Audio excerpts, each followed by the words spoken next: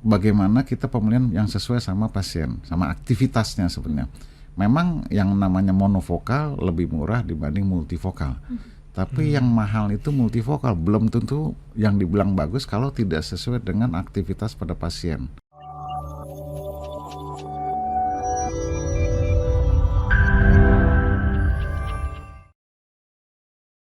Jauh. Dokter Budi, ini kalau tadi juga dimention tentang lensa, pemilihan lensa.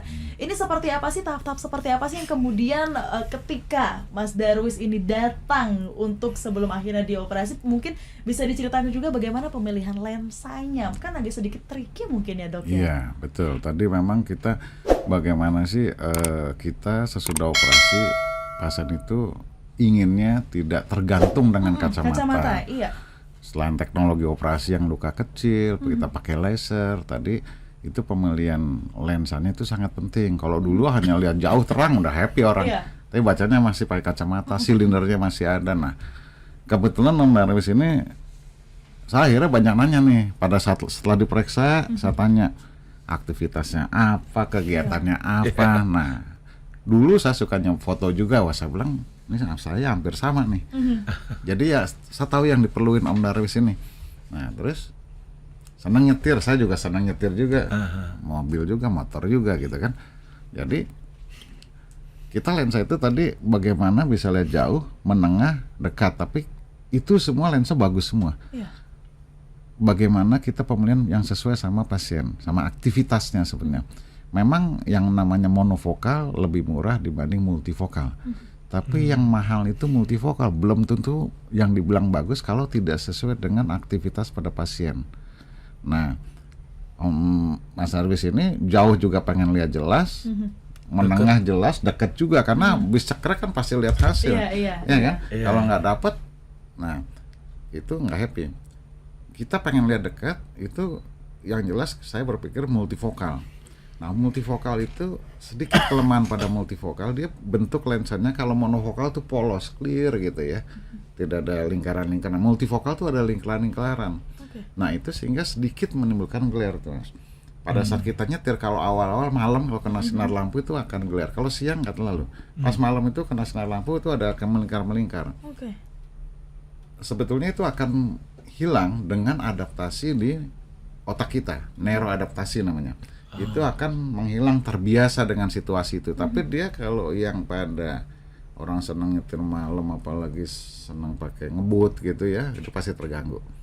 Nah, tapi bagaimana juga aktivitas yang tidak terganggu untuk ke arah menengah gitu ya, penglihatan intermediate kayak fotografer itu sangat penting. Tapi nyetir nggak terganggu, baca juga nggak terlalu terganggu. Kita ada namanya teknologi namanya monofokal EDOF ya. EDOF tuh melihat jauh sama menengah. Nah ini yang saya perlu ini, saya bilang dengan kemajuan teknologi untungnya sekarang nih. Kalau minta operasinya 5 tahun lalu belum ada nih lensa yang ini, baru tahun lalu muncul.